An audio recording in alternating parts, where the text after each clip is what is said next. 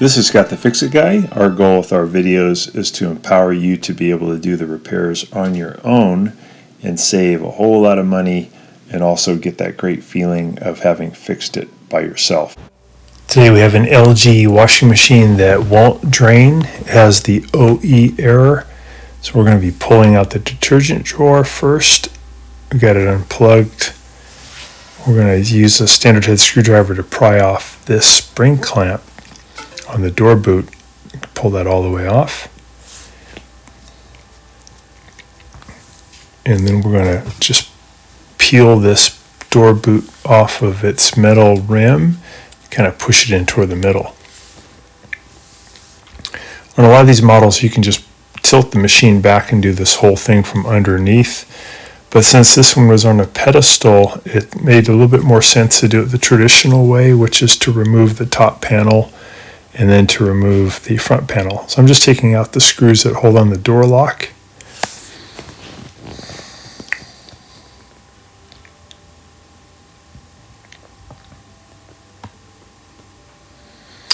And make sure you drain out all the water first through the little black tube located behind the drawer in the lower left-hand corner. Here's a little machine screw. There's two of these we're taking out.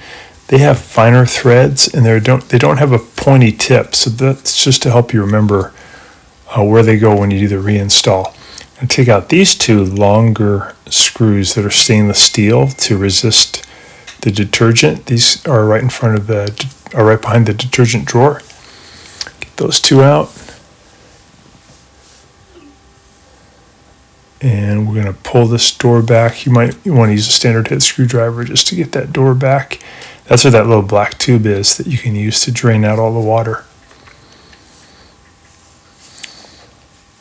So I'm going to take out this screw, Phillips head, and I'm going to pull this door plastic cover assembly out. Pull the little black tube free from that hole. And there is a small Phillips head screw located underneath that's holding on the front panel, the bottom of the front panel. So I'll take out that screw.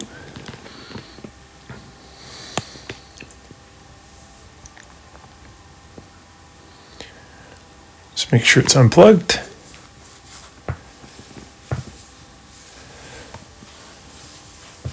So I'm going to remove two Phillips head screws from the back holding on the top panel. There's one at the top, one at the bottom. You just want to remove the one at the bottom. There's one there. And then there's one here on the right side.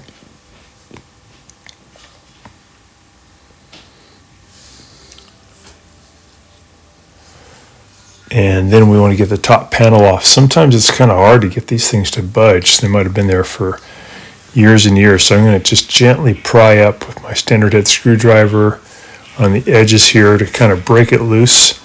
I'm going to put a little bit of pressure here. Just take your time, be gentle, and then the whole top panel will move back about an inch. Then you should be able to lift it off. And remove this little Phillips head screw here holding on the top console. And then take your time using a standard head screwdriver. Don't break the plastic, but just gently pry back to get the plastic to come off of the metal rim. It will come off. Just take your time, do a little bit at a time. Just don't want to break the plastic. I'd like to start on the left-hand side like we see here in the video and then kind of work my way toward the right.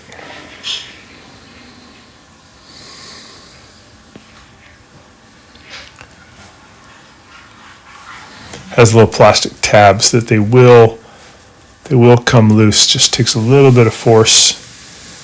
Then I'll pull up on this console and I'll put it up out of the way here on top.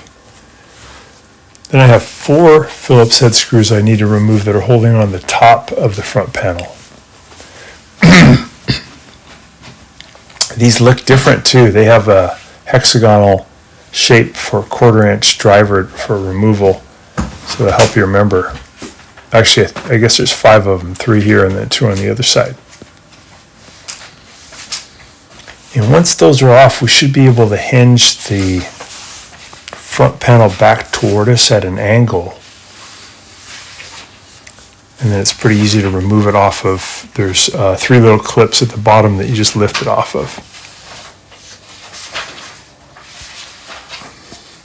Just going to pull it back. And the boot's still holding it on a little bit, so I'm going to reach down and just push that boot in to make it let go. There we go. Now I can lift it off of those 3 clips down at the bottom. And now that that's out of the way, it's going to be really easy to get to the pump. Again, usually you can just tilt the machine back and you can do all this. So I'm going to take off these 2 screws that are holding on the pump assembly. There's actually 2 motors. There's one on the right, one on the left. The one on the left is the one we want to replace. Take up this hose clamp, and we're going to pull up this hose. This is for the recirculation motor here.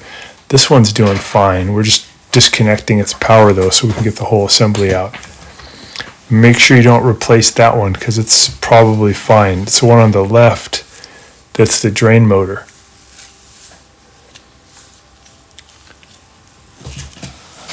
Use a standard head screwdriver to kind of pry up on that hose to get it going. These rubber hoses get stuck over the ears. That came off pretty good. I'll use my pliers now to depress this green rubber piece that's the drain hose that takes the water away from the drain. I'm going to lift it up and then kind of twist and lift that rubber boot off. This bigger one here in the back, that's the water coming from the tub to the drain motor, and I'm going to push it away from me. That released.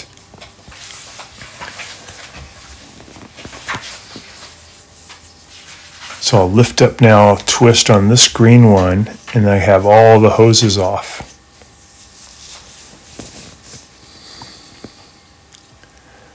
So now there's a little plastic tab I have to release underneath the drain assembly. I'm going to take a standard head screwdriver. You can kind of see it in the video. I'm going to stick it in there and push down, and then I'll push the drain assembly away from me toward the back of the washing machine.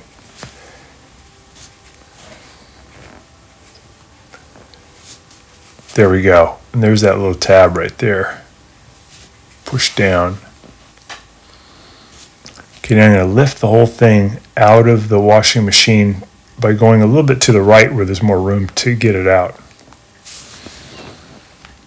And then I'm going to disconnect these 2 wires. They're the ones going to bring power to the pump.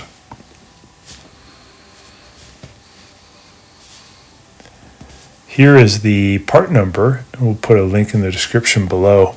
But these are very inexpensive pumps. I wish they'd last a little longer, but they're easy to replace.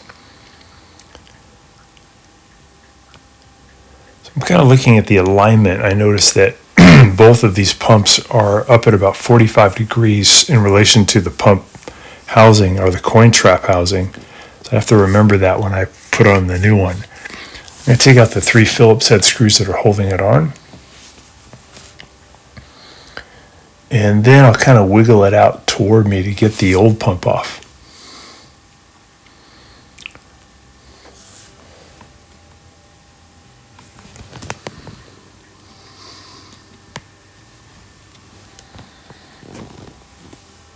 There we go, just checking on with the impeller, turning that, see how it feels. Feels pretty good, but not quite the same as the new pump. So now I'm going to just check how the screws were in the old pump and match that with the new pump. There's just 3 screws holding it in. It has this plastic cover too that I need to pry off with a standard head screwdriver to put onto the new one. So I got that going and just got to wiggle it off. Use a little bit more of prying with the standard head screwdriver. There we go. And I'll go ahead and put this same cover on the new pump, the new motor.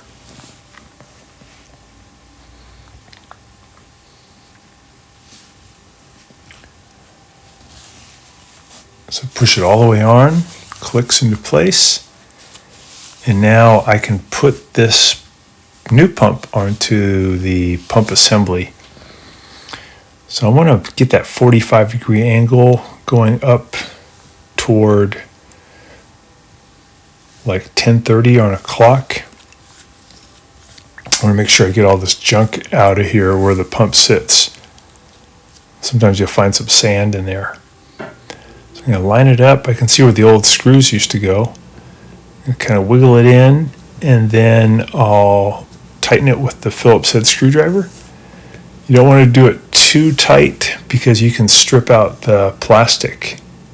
So get it snug all the way down, and then just snug. If you do it by hand with a Phillips head screwdriver, it might be better, so you have a little bit better control over how much torque.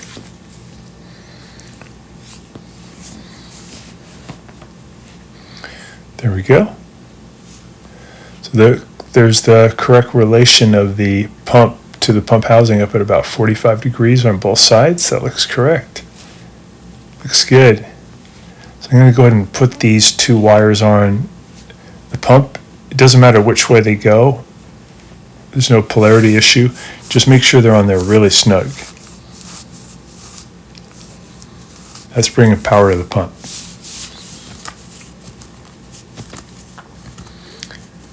Okay, we're going to go ahead and put that assembly back in by going in toward the right first, where there's a little bit more room to get it in there.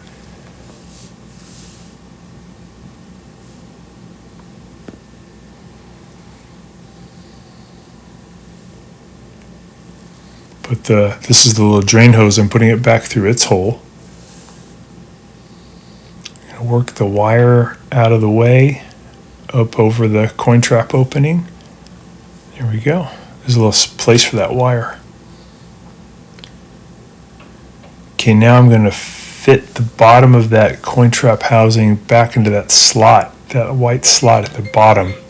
Push it all the way in, lock it in, and then I'll go ahead and add 2 screws to hold the pump into position.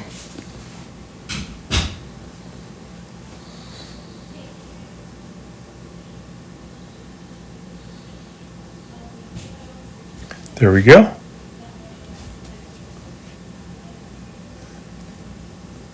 Okay, now this big hose, this one connects to the back of the coin trap. So I'm going to squeeze this spring clamp all the way as tight as it can go.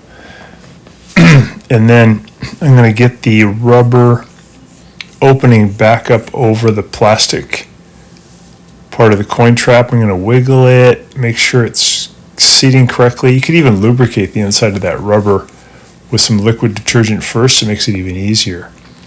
Get it in position as far toward me as it'll go. I'll let go my pliers. That's a nice tight grip so it won't leak. Looks good.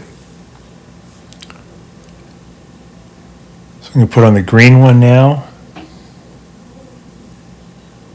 Kind of wiggle and push that all the way down, and then we'll tighten up that spring clamp. Squeeze with the pliers, and then I'm going to move it all the way down as far as it'll go.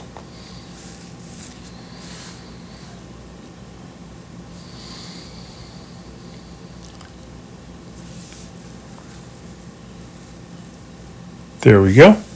So that one's on. This is the recirculation hose that goes on the other motor. Put that on there. And same thing, I'll squeeze that spring clamp, get it all the way down. Got it. Okay, let me add the power wires back onto the recirculation pump. Again, I'm going to take my time and make sure I got them on there nice and snug. And either wire can go to either terminal. Don't have to have it a certain way. Just get it nice and snug. So I got my wires on the power for the pump. I've got the green one on, got the black one on. Nice and tight. Just checking everything. Got the recirculation hose, got the power to the recirculation pump. Looks good. So I'm going to put the front panel back on. I put it back on its little prongs there at the bottom, and then I'm going to push it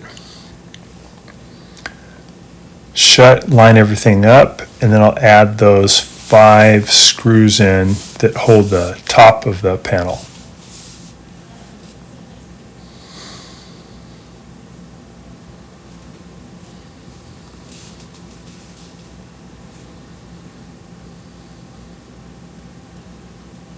There we go. And I'll speed up the film here a little bit so as we get these in.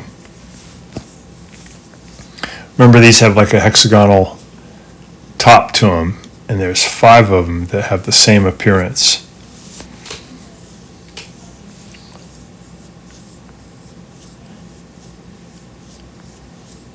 This one I'm going to push down a little bit on the metal to make it line up. There we go. All right. So I'm going to put these plastic tabs into these holes for the console. Push it down in there and kind of wiggle it in, put a little pressure in the base of it where my thumbs are. Push that in, and then I'm going to grab it at the top and click it in. That looks good, nice and tight. Everything's lined up. I have that little screw behind the console on the right side that holds it in.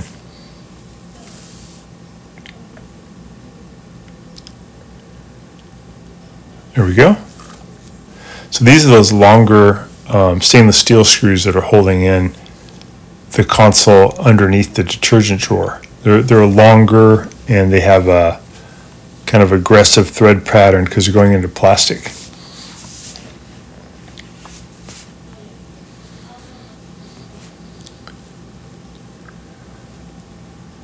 There we go. I'm going to put the detergent drawer back in.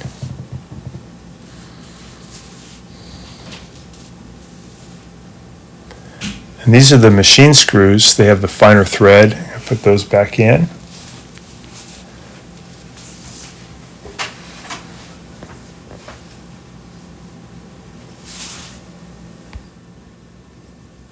So now we're going to grab the lock assembly, and we're going to line it back up and just add the 2 Phillips head screws that hold it in. This is the back of it, so we'll flip it around.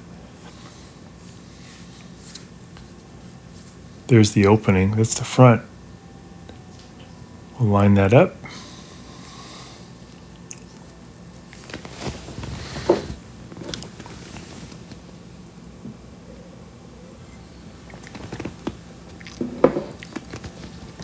Add in those 2 Phillips head screws.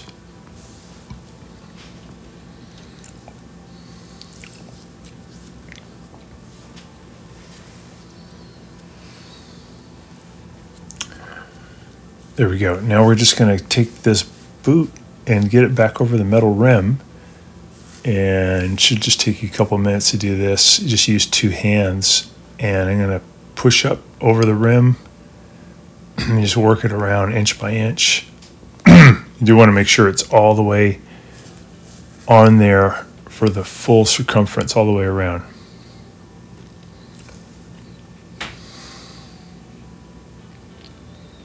So one hand kind of lifts it up over, and the other thumb pushes it into position.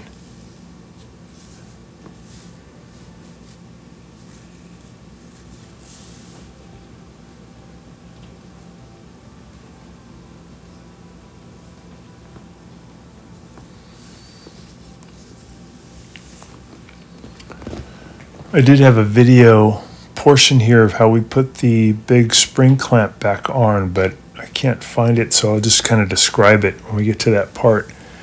That part sometimes is good to use another set of hands to help you, but you can do it by yourself. I think it's good to lubricate the metal spring clamp first by coating it with liquid detergent so it's kind of slippery. It makes it a lot easier. And then once you have it all lubricated, you take the spring clamp and get the spring down at the 6 o'clock position below, and you put the spring clamp on starting at 12 o'clock. You put it into the rubber ridge, and then you get your thumbs to go down at about 4 o'clock and 8 o'clock, and you start pushing down and out to get that spring to go back up over the 6 o'clock position, the lowest aspect of that rubber gasket. You could even use a standard head screwdriver to help you at the end. But again, another set of hands can make it a lot easier. So we're just testing it out now. We're running a cycle to make sure that it can drain. Here's the old motor. It's always fun to kind of take a look at these and see what might have gone wrong. So I use a standard head screwdriver to pry the impeller portion out. What I found is it was just full of some kind of weird black gunk. I don't know what it is, dirt or water or rubber, but definitely was part of the problem. These pumps just don't last as long as they should. The other aspects of the LG washer is really good. I think it's a good machine. The direct drive is super cool, but these pumps just do not last. I'm having bad luck with them.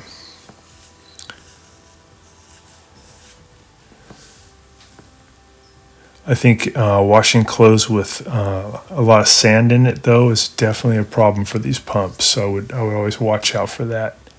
So I've often found sand in here.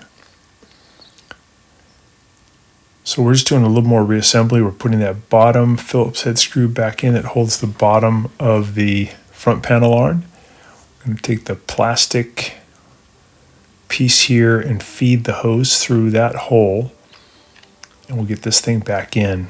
Just push it in, and then there's actually a screw that holds it in too at the bottom.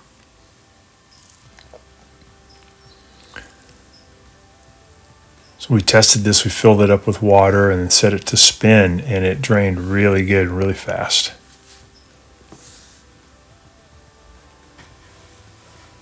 I think the owners said, though, that they bought this one secondhand, and they felt that it might have been maybe 10 years old before this pump went out. So that's actually pretty good. So we're just putting in those two Phillips head screws on the back that hold the back of the front panel. Get the front panel slid back into position, and we're just tightening those screws to hold it.